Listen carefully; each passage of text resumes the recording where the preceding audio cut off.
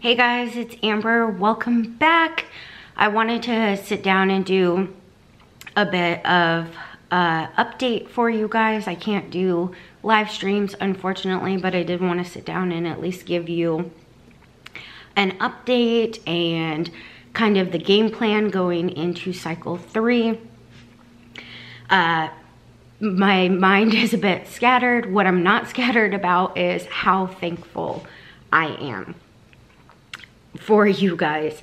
It's hard for me to find the words to express just how thankful I am for all of your support and your guidance and your advice.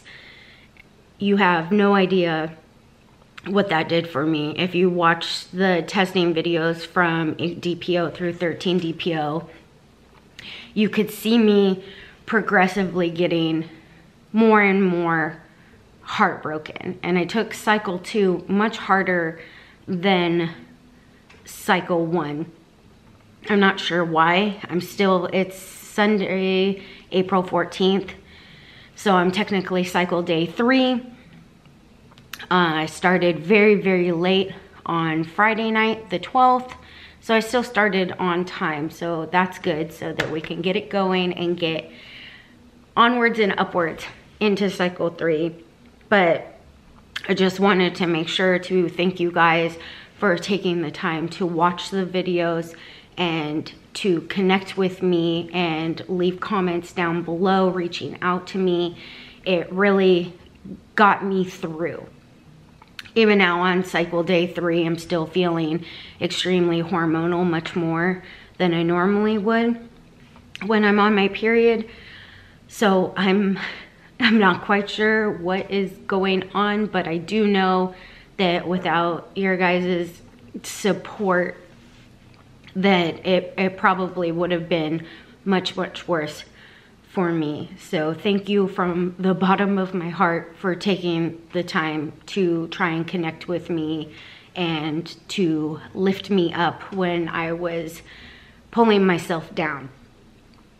So for cycle 3, the plan of action is to definitely reset, just relax, to not get so caught up in the process and to hopefully not take those negatives so deeply. Yeah, I just can't put myself through that again. It's not right, and it's not healthy, and it's not fair to myself or the people around me. And it completely takes away from the reason I'm doing this. It's because at the end of the day, I want a second baby. And so just like my first child, I kind of took advantage. I took advantage of the fact that I was incredibly blessed and he came to me so easily. And I hate saying that. It makes me feel guilty. It makes me feel stupid for getting so emotional and so upset that I've only been trying for 2 months and I'm already like getting this upset. And I know that my feelings are valid though, and that's how I'm dealing with it, and that's my experience. So I'm gonna allow myself to feel upset because I am. And it's not, I know that it might sound stupid to other people, and I get that. But in order for me to deal with it, that I need to realize that my feelings are valid, and that's just the way I feel. What I can do is I can be more patient, and I can come to the realization that it happened for me once and it can happen for me twice. So going into cycle 3, we have a bit of a game plan.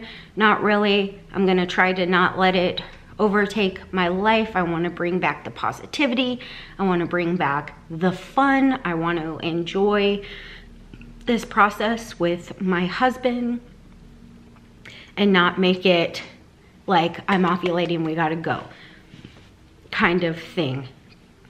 It should be a beautiful, joyous time, and so I'm gonna do my utmost best to bring the positivity back into it. So kind of our game plan is, I've never tried OPKs before.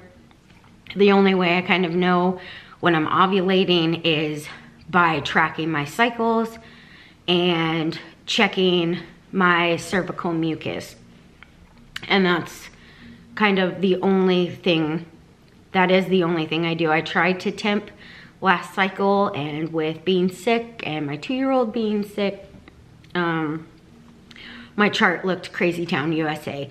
So I've tried temping, and it just doesn't seem like something that fits into my lifestyle or where I'm at right now. So I'm definitely gonna try OPKs just so I can get a more visual idea of when that fertile window is and when I should have ovulated. And I think that will give me peace of mind to see that dark line or to see that smiley face. I haven't decided exactly what OPKs I'm gonna take, but I'll definitely update you guys on that, and we can go through that together, and hopefully we can see a progression together. And we used pre-seed last cycle, but we only got the chance to use it once. And so I learned some things about that. If you want to know about pre-seed, the thing is, use the minimum amount. Use whatever they tell you to use, 2 to 3 grams, use 1 gram. And definitely insert it, I'd say probably 10 to 15 minutes before you know you're gonna baby dance, because it is a slip and slide.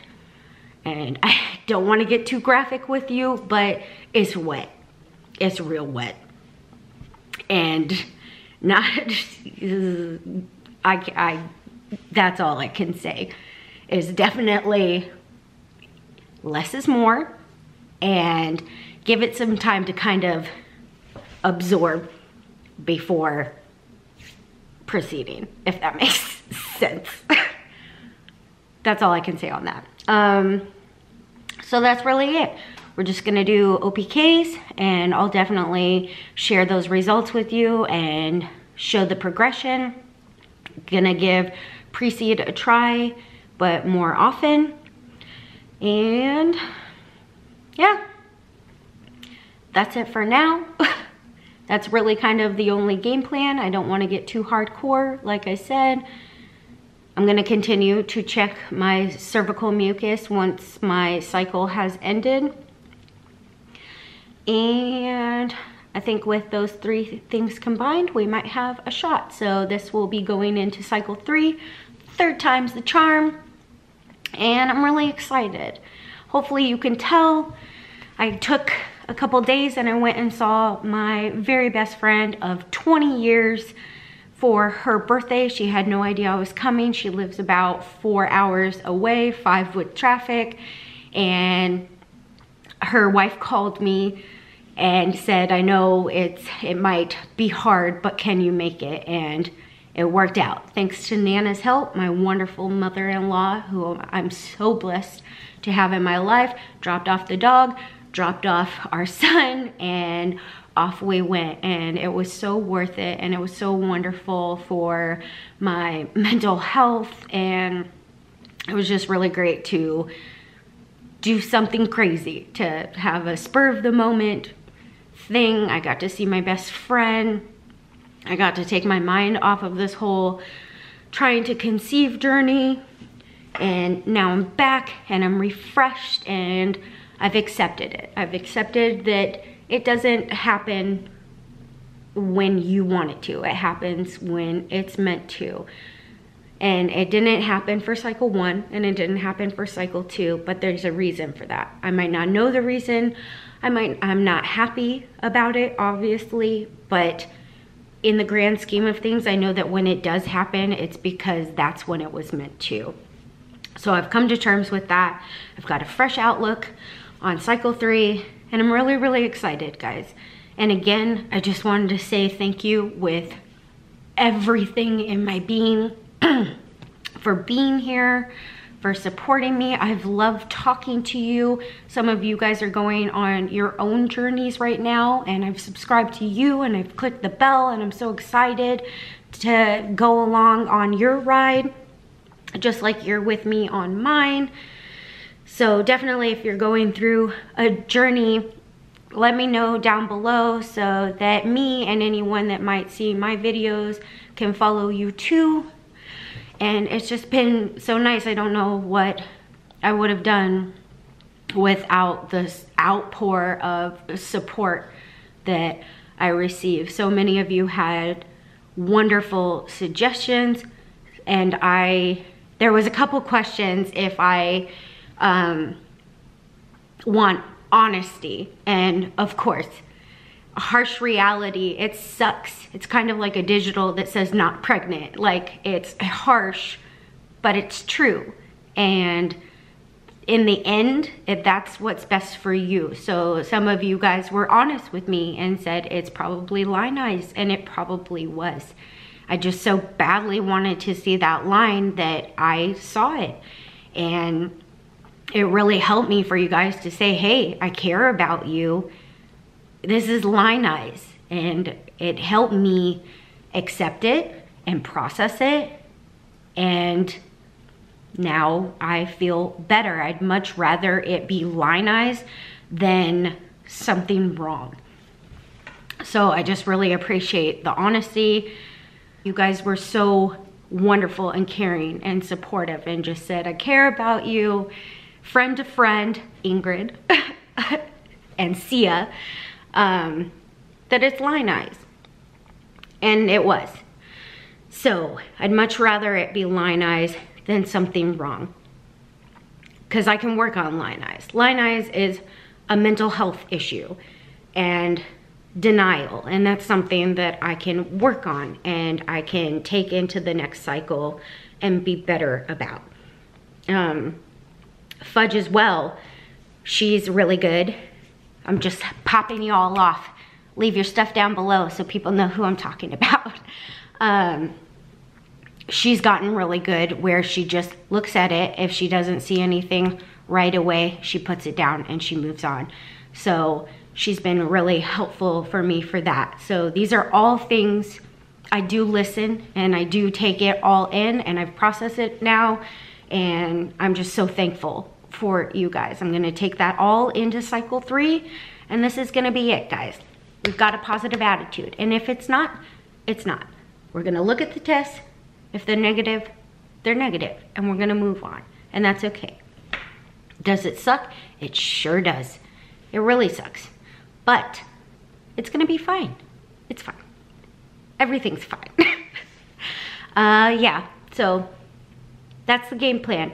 OPKs, continue checking the CM just so I can kind of line it up with the OPKs, so that if I get a dark line, I can kind of judge my CM and make sure that, yeah, that all lines up, that all makes sense, and use the pre-C.